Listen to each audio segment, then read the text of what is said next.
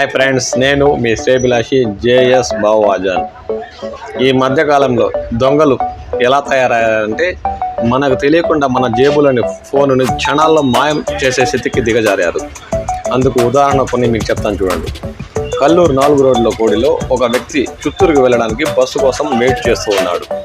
Bus వచ్చి ఆగింది. అతను చిన్నగా మనుషుల్లో దూరి బస్సు ఎక్కి సీటు పట్టుకున్నాడు.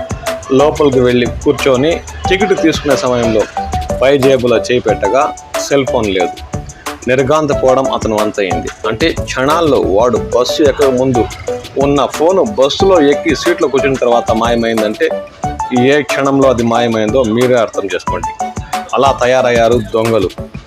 అలాగే ఇంకొంతమంది ఎలా ఉన్నారంటే ద్విచక్ర వాహనంపై వచ్చి మహిళ ఇంటి ముందు చెత్త తోస్తుంటే ఏమ్మా ఈ దారి ఎక్కడికి వెళ్తుందని అడుగుతారు.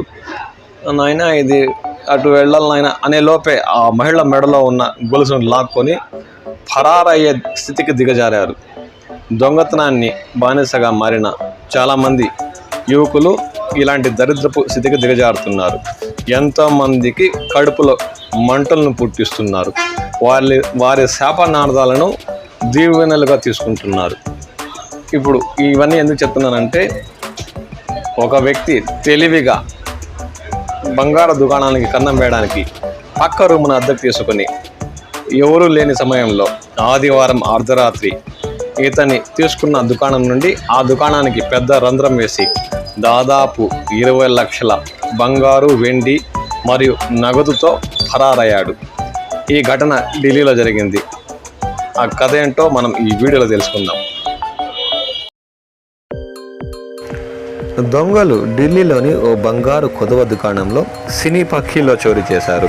అంటే సినిమాలో చూపించినట్టు కళ్ళకు కట్టినట్టు పక్క దుకాణంలో నుండి బంగారు దుకాణంలోకి పెద్ద రంధ్రం వేసి దుకాణంలోని దాదాపు 20 లక్షల మేరకు నగదు, బంగారు ఆభరణాలను దోచుకెళ్లారు.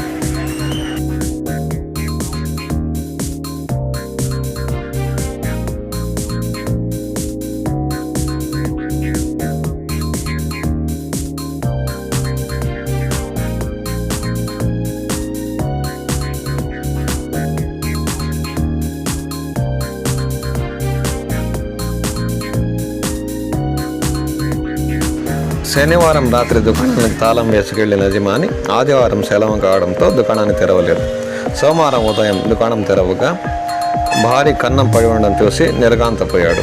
తక్షణమే స్పందించి దుకాణంలోని వస్తువులను చెక్ చేయగా దాదాపు 20 లక్షలు విలువ చేసే వెండి, బంగారు నగదు దొంగలు దోచుకెళ్లినట్లు ఆయన పోలీసులకు ఫిర్యాదు చేశారు.